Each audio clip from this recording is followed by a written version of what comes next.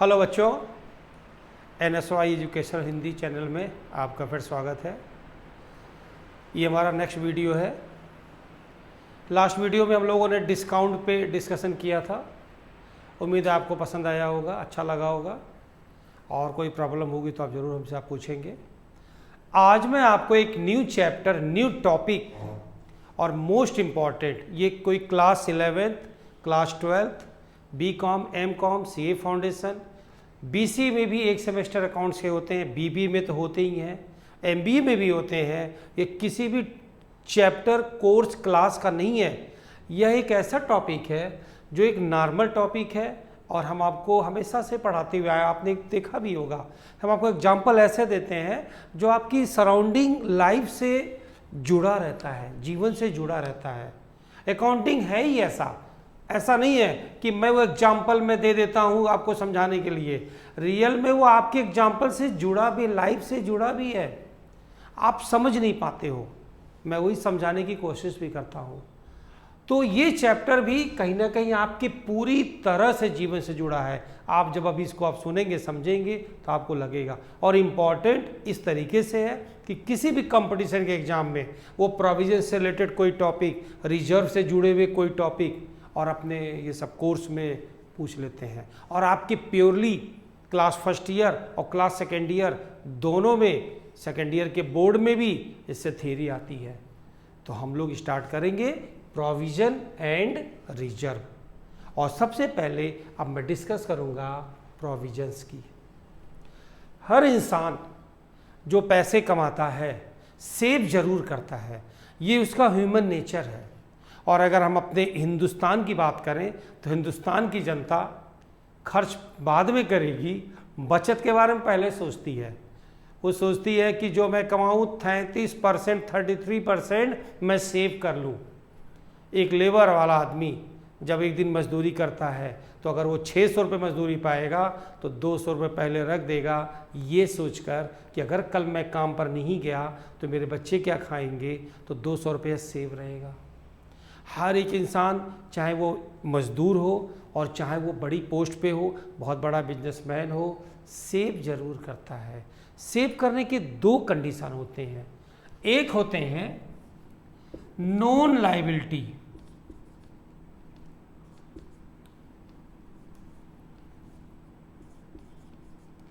एक होता है नॉन लायबिलिटी और एक होता है अननोन लायबिलिटी। अगर आपकी ज़रूरत है और आप सेव कर रहे हो तो वो नॉन लायबिलिटी है।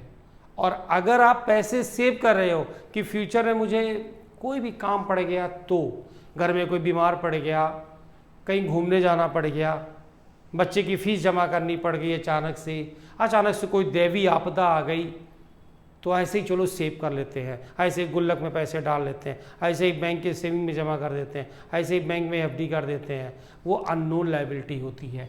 थोड़ी स्पेलिंग आपको दिख रहा होगा वैसे, KNOWN। तो नॉन लायबिलिटी और अननोन लायबिलिटी मोटे तौर पे समझ लो कि जो नॉन लायबिलिटी के लिए पैसे जमा करते हो, तुम्हें पता है किस रीजन से जमा कर रहे हो, हम उसे प्रोविजन कहते हैं। और अगर आप पैसे सेव कर रहे हो, ऐसे ही रख दे रहे हो, खर्च किए, कुछ पैसे बच गए, रख दिया फ्यूचर के लिए, कोई भी ज़रूरत पड़ जाएगी, अनसर्टेनिटी, तो अननोन लायबिलिटी उसे कहते हैं रिजर्व। तो एक मोटा मोटा डेफिनेशन, मोटी मोटी पहचान कि अगर आदमी पैसा रख रहा है और उसके कॉजेज, उसके रीजन जस्टिफाई कर रहा है, दैट इज कॉल्ड प्रोविजन। और अगर वो पैसे रख रहा है और ये बोल रहा है कि कभी ज़रूरत पड़ गई तो कहाँ से लाएंगे पैसे, कोई बीमार पड़ गया, कोई दवा लाना है, कहीं घूमने जाना है, कोई शादी ब्याह पड़ गया, कोई मुझसे मांगने ही आ गया ज़रूरत पे, तो मैं पैसे कहाँ से लाऊंगा, तो उसे कहते हैं रिजर्व। आइए अब हम लोग बात करेंगे प्रोविजन के बारे में। तो अब आप ध्यान से इस पे फोकस करेंगे, यानी हम लोग नॉन लायबिलिटी के बारे में बातें करने जा रहे हैं। हर इंसान पैसे कमाता है, खर्च करेगा, और खर्च करने के बाद फर्स्ट प्रायोरिटी देगा पैसे वो जमा करो जो उसे फ्यूचर में खर्च होने वाले हैं, उसे पता है। कुछ मैंने एग्जाम्पल आपके लिए रखा है। जैसे हम एसेट्स पे डेप्रिसिएशन चार्ज करते हैं। डेप्रिसिएशन क्या होता है? जब भी तुम कोई एसेट्स यूज करते हो, उस एसेट्स के यूज करने से उसकी वैल्यू में जो कमी आती है, हम उसे डेप्रिसिएशन कहते हैं। आपका बिल्कुल फेवरेट एग्जाम्पल ही मैं आपको बता रहा हूँ। आपने मोबाइल खरीदा 25,000 रुपये का, और जानते ही हो कि जब मोबाइल खरीद लेते हो तो पता चला कंपनी 3 महीने के बाद एक नया कुछ लॉन्च कर दी, उसी में रैम और जीबी और क्या क्या ये डिस्प्ले वगैरह वगैरह करके। अब तुम्हारे मन में आ रहा था क्यों नहीं मैं रुक गया, अब ये मोबाइल तो बहुत अच्छा है, तो तुम सोचे अपना ये मोबाइल मैं बेच करके दूसरा ले लेता हूँ। अब क्या हुआ, आप मोबाइल 25,000 में लियो 3 महीना पहले, अब तुम्हारा शौक है ना, तो उसको बेचोगे तो पता चला 20,000 मिलेगा, क्योंकि हर कोई कहेगा अरे भैया मैं तुम्हारा मोबाइल क्यों लूँ, जब लेटेस्ट अपडेशन आ गया तो नया वर्जन आ गया तो चलो 20,000 में बेचोगे, तो 5,000 रुपये डेप्रिसिएशन हो गए। क्योंकि डेप्रिसिएशन 3 तरीके से होते हैं, एक तो यूज करने से होते हैं, एक फ्लक्चुएशन से होते हैं, एक एब्सोलेंस से होते हैं। एब्सोलेंस का मतलब जैसे आउट ऑफ फैशन, वही जो तुम्हारा मोबाइल है, तुम्हारी अंकल जीन्स आ गई तो वो चौड़ी वाली जीन्स अब बेकार हो गई, अब तो शादी ब्याह में जा नहीं पाओगे, चलो नया नया जीन्स खरीदो, अब उसकी वैल्यू गिर गई। लाइकवाइज हम लोग डेप्रिसिएशन चैप्टर पढ़ेंगे तो काफ़ी लंबा डिस्कस करेंगे इस पर।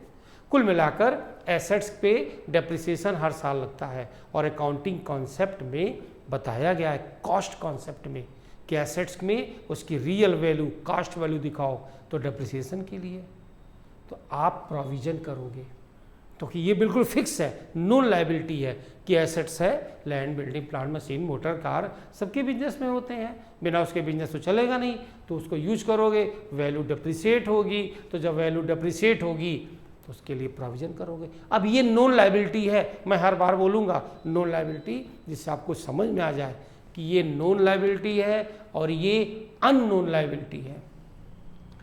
प्रोविजन फॉर टैक्सेशन, टैक्स तो देना है, तो गवर्नमेंट क्या कहती है, एडवांस टैक्स जमा करो, यानी जो तुम टैक्स अगले साल कमाए नहीं हो, अभी कमाओगे, उसका टैक्स जमा करोगे, उसका एडवांस टैक्स जमा होता है। तो टैक्सेशन के लिए पहले से प्रोविजन कर लो, ये नहीं ना कहोगे गवर्नमेंट से अरे हम क्या बताएं, कमाए तो थे, सब पैसा खर्च हो गया। अब जीएसटी है तो जीएसटी का पैसा आप कस्टमर से लेते हो, तो गवर्नमेंट का पैसा है, वो तुम्हारा नहीं है और तुम उसको खर्च कर दो, ऐसा नहीं, आप उस पैसे को अलग से रख दीजिए, यानी ये लायबिलिटी आपको पता है। तो provision for taxation, provision for bad and doubtful debts, यानी वो पैसे जो तुमने कस्टमर को उधारी बेचे हैं और कस्टमर से पाना है, उसे डेटर कहते हैं। जिनको हम उधार सामान बेचते हैं उनसे हमें जो पैसे मिलने वाले होते हैं वो मेरे डेटर होते हैं, हिंदी में बोलते हैं देनदार। उसमें से कुछ पैसे, मान लो तुम्हारे 20 कस्टमर हैं, 1-2 कस्टमर भाग गए, पैसे नहीं दिए, अक्सर ऐसा होता है, हम उसे बैड डेब्ट्स कहते हैं। और कुछ पैसे ऐसे होते हैं जो मेरे मिल सकते हैं, नहीं मिल सकते हैं, डाउट में रहते हैं, हम इसके लिए भी प्रोविज़न कर लेते हैं। यानी कि तुम 100 रुपये कमाए हो, 20 रुपये हटा दीजिए, 20 रुपये आपको नहीं मिलने वाले हैं, ये नॉन लायबिलिटी है, आप इसके लिए प्रोविज़न कर लिए।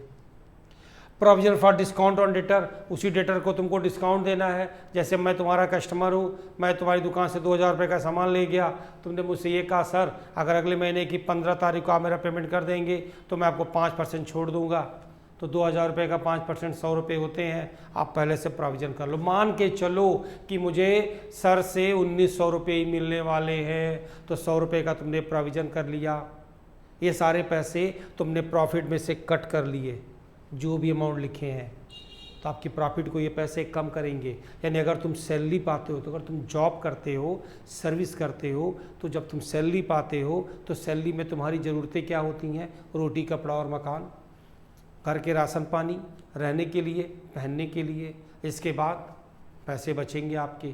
तो जब पैसे बचेंगे तो जो लायबिलिटीज नोन है, जिसको तुमको पता है कि ये वाला काम करना है, तो उसके लिए तुम पहले से प्रोविज़न कर लोगे। यानी रोटी कपड़ा और मकान तो तुम्हारी बेसिक नीड हो गई, वह तो कर ही लीजिए आप। तो 100 रुपये में 60 रुपये आपके ये खर्च हो गए, बचे कितने, 40 रुपये।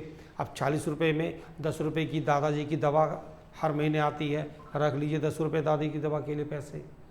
5 रुपये आपको बिजली का बिल जमा करना है, अलग से रख लीजिए। 1 रुपया पेट्रोल का खर्चा है, ₹2 मोबाइल का खर्चा है, ऐसे ऐसे पैसे अलग कर लोगे, यानी कि तुमको पता है ये प्रोविज़न है। ऐसे ही अकाउंटिंग के लैंग्वेज में क्या प्रोविज़न करने पड़ सकते हैं, डेप्रिसिएशन के लिए लगाना ही पड़ेगा एंड ऑफ ईयर में, टैक्स के लिए पैसे रखने हैं, वो गवर्नमेंट का ऑर्डर है, परमिशन है, ज़रूरत है, आपको जमा ही करना पड़ेगा क्योंकि वो लायबिलिटी है तुम्हारी, गवर्नमेंट का पैसा तुम नहीं खा सकती। बैड एंड डाउटफुल डेब्ट्स, तो जो पैसे आपको मिलने वाले हैं। फिर डिस्काउंट ऑन डेटर, ये कुछ उसकी पहचान थी प्रोविज़न की। अननोन लायबिलिटी रिजर्व के लिए होता है और नोन लायबिलिटी प्रोविज़न के लिए होता है। हम लोग डिस्कस कर रहे हैं अभी बच्चों प्रोविज़न के लिए। इसकी इम्पोर्टेंस क्या है, क्या प्रोविज़न करना गलत है या प्रोविज़न करना सही है, आपको डिसाइड कर लीजिए। आप तैयार नहीं हैं, गाड़ी से जाना है घूमने और पेट्रोल है ही नहीं उसमें। जब तुमको पता था, तुमने प्रोग्राम बनाया, तो हम लोग पहले क्या करते हैं, बजट बनाते हैं। कहीं घूमने जाना, पेट्रोल कितने का खर्चा होगा, टोल टैक्स कितना लगेगा। तो जब आप एक एस्टिमेट बनाते हो तो उसके लिए सोचते हो मेरी इनकम तो ₹100 पर मंथ है, तो इतना खर्च हो जाएगा, इतने पैसे, ऐसे ऐसे हम लोग बनाते हैं बजट। ये प्रोविज़न है। जब तुम अपने घर में कॉपी पेन लेके बैठे और पापा बोले चलो बेटा लिखो, ये खर्चे का जरा मेरा काम करो, लिख दो, तो ये सारे खर्चे जो पापा बोल रहे हैं वो प्रोविज़न है। जरा पापा से पूछ लो, पापा सैलरी पाए तो क्या हुआ, तो तुमको बोलेंगे बताए नहीं थे, लिखे तो थे कॉपी में, सब खर्च नहीं हो गया। रिजर्व कभी बताइए नहीं करेंगे। कोई अपने पापा से पूछेगा पापा कितना FD किए हैं, कितने का शेयर लिए, कितने का इन्वेस्टमेंट किए हैं, अननोन लायबिलिटी है। आप उसको, आपको वो बताएंगे नहीं कभी, हो सकता 2 थप्पड़ मार भी दें आपको तब, क्योंकि वो रिजर्व है, अननोन लायबिलिटी है। जब तुम्हारे ऊपर संकट, जब बोले पापा ऐसा है कि स्कूल में टूर जा रहा है और हमको पैसे दे दो, तो रिजर्व में से निकालेंगे, ये अननोन लायबिलिटी है। किसी की तबीयत खराब, अभी कोरोना आया, कोरोना में कोई बीमार पड़ गया, तो कोरोना का ट्रीटमेंट कैसे हुआ होगा लोगों का, वो पैसे अपने रखे होंगे सेविंग में से, निकाले होंगे, नहीं रखे रहे होंगे, नहीं रहा होगा पैसा, तो फिर वो गवर्नमेंट की सब्सिडी, मतलब कैसे कैसे जो भी सर्वाइव किया, जो भी बचा उन चीज़ों से, बीमारियों से, इस तरीके से। तो ये रिजर्व हो गया, लेकिन हमारी बातें प्रोविज़न की हो रही हैं। मैं बता रहा हूँ इसकी इंपॉर्टेंस क्या है, ध्यान से सुनिएगा, आपके बिल्कुल अकाउंटिंग के पॉइंट ऑफ व्यू से है, और अगर आप अपनी ऊपर से समझोगे तो तुम्हारी लाइफ से वो ऐड भी दिखेगा। देखो, to ascertain the true net profit of business, जो इंसान अपने खर्चे को और आने वाले खर्चे को भी पहले से अनुमान लगा के व्यवस्था कर लेता है, उसी की पोजीशन सबसे सही होती है। जो उधारी सामान नहीं लेता है, पैसे वही सामान वही खरीदे जिसके पैसे नगद देगा, वरना उसका प्रोविज़न डिस्टर्ब हो जाएगा ना। तो अगर वो ऐसा करता है तो उसकी पोजीशन अच्छी रहेगी, रियल रहेगी, वो अपने आप के यथार्थ को पहचानेगा।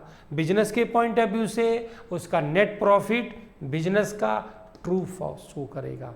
जब वो फाइनल अकाउंट बनाएगा तो जो नेट प्रॉफिट आएगा, तो अगर वो प्रोविज़न किए हुए है, जब हम लोग फाइनल अकाउंट पढ़ेंगे तो हम बताएंगे कि अकाउंटिंग में इसकी एंट्री होती कहाँ है। ऐसे भी समझ लो कि इसकी एंट्री होती है डेबिट साइड में, तो उसका जो नेट प्रॉफिट आएगा बिल्कुल सही आएगा। ट्रू फाइनेंशियल पोजीशन, उसकी पोजीशन बिल्कुल ट्रू दिखेगी। मैंने बताया ना कि जब तुम्हारे सारे प्रोविज़न वाले, अनुमानित वाले खर्चे सेट कर लोगे और ज़रूरत वाले खर्चे कर ही चुके हो, तो तुम्हारी जो फाइनेंशियल स्टेटस है वो दिखावा नहीं है, वो शो ऑफ नहीं है, वो रियल है। जो तुम दिख रहे हो वही तुम हो, ये तुम्हारी रियल पोजीशन बताएगा अगर आप प्रोविज़न को ध्यान में रखते हो। तो कंपनी में, फर्म में, बिजनेस में ये रखना कंपलसरी है। वो तो नोटेड है ना सब, गवर्नमेंट भी चेक करती है, CA उसकी ऑडिट करता है, तो वहाँ पे तो सब कुछ फेक तो हो नहीं सकता। फेक होगा तुम्हारा बिजनेस एक दिन में शट डाउन हो जाएगा, कोई ऐसा दिन आएगा बिजनेस बंद हो जाएगा, क्योंकि तुम झूठ झूठ अपनी बैलेंस शीट बना रहे थे। इसलिए ट्रू पोजीशन बताता है अगर आप प्रोविज़न करते हो, true financial position. Known losses in the future, यानी फ्यूचर में होने वाले जो लॉस हैं वो तुमको पता है।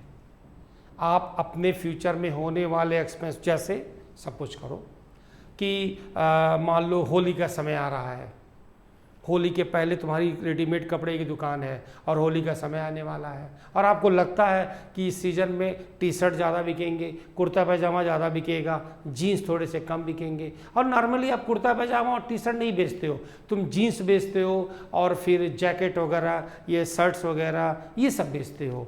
तो तुमने सोच रखा था कि अगर हम अपने इस समय में हम ऐसी चीज़ों को अगर शॉप पे रख लेंगे तो आपके पास अगर ऐसे प्रोविजंस रहेंगे पहले से तो आप बिल्कुल सही रहेंगे और फ्यूचर में कोई भी प्रॉफिट का जो वो एक एक्सपेक्ट बनेगा तो आप उसको अचीव कर सकते हो।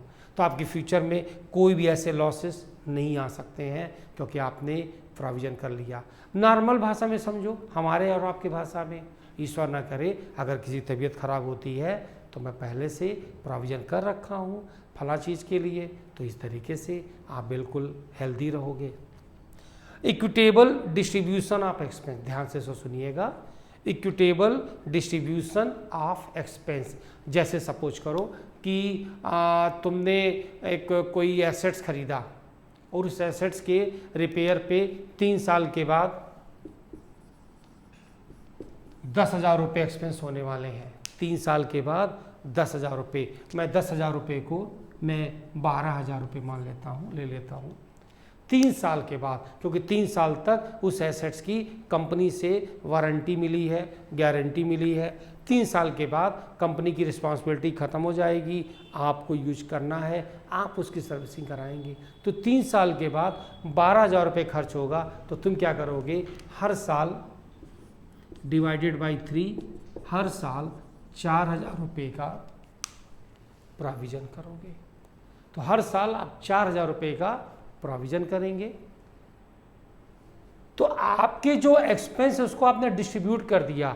3 साल के बाद जरूरत पड़ेगी, 3 साल के लिए 4,000 पर ईयर, और ये आपके डिस्ट्रीब्यूशन के एक्सपेंस को इक्विटेबल कर देगा। तो अच्छा तो रहेगा आपके लिए, आप प्रोविज़न करिए ना, क्या ज़रूरत है अचानक से आने वाले खर्चे के लिए परेशान होने के लिए, क्योंकि आपकी लायबिलिटी तो नोन है और फिर भी आप केयरलेस हो।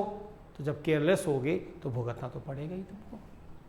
तो जो हमारा प्रोविज़न होता है उसका एक लॉजिक है कि सबसे पहले आप अपने खर्चों को पहचान लीजिए, खर्चों की ज़रूरत को देख लीजिए और उसके बाद आपने हर साल होने वाले प्रॉफिट के पैसे में से प्रोविज़न करती रहिए। आपके प्रॉफिट तो कम हो जाएंगे लेकिन तुम रियल पोजीशन पे रहोगे और फिर तुम कभी परेशान नहीं होगे।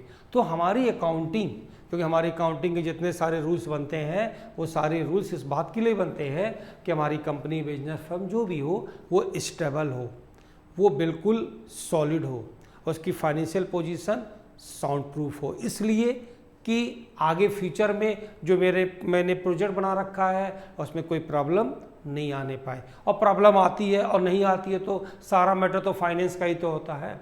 सब कुछ बिजनेस किस पे टिका होगा, पैसे पे तो टिका होगा। अगर पैसे अच्छे होंगे, कैश लिक्विड मनी अच्छी होगी तो आप बिजनेस में कहीं भी इन्वेस्ट करेंगे। तो आपको अपने एडवर्टीजमेंट कराना है, एम्प्लॉई रखना है, रेनोवेट कराना है, ये सामान रखना, वो सामान रखना है, तो सारी चीज़ें तो फाइनेंस पे होती है ना। तो फाइनेंशियल पोजीशन अगर आपकी ट्रू है, यानी जो तुम अपने बैलेंस शीट में देख रहे हो रियल में वही वास्तविकता है, तो इसका मतलब है कि आप बिल्कुल बिजनेस आगे अच्छे से रन होगा। और ऐसा तभी पॉसिबल है जब आप प्रोविज़न करते हो। ठीक है बच्चों, नेक्स्ट वीडियो में मैं आपसे रिजर्व के बारे में बात करूंगा जो हमारी अननोन लायबिलिटी है। नेक्स्ट वीडियो में हम लोग रिजर्व के बारे में आपसे बातें करेंगे। प्रोविज़न बहुत इंपॉर्टेंट चैप्टर है, हर मायने में है, और मैंने आपको एग्जांपल से आपकी पर्सनल लाइफ से मैंने जोड़ के भी बताया, तो इसकी इम्पॉर्टेंस आप ज़रूर समझेंगे। और मैं तो ये कहूँगा कि अभी आप पढ़ रहे हो, स्टूडेंट हो, लेकिन अभी भी आपको भी छोटी छोटी बचत करनी चाहिए जो आपके फ्यूचर के लिए बहुत फ़ायदेमंद रहेगी। ठीक है बच्चों, थैंक यू।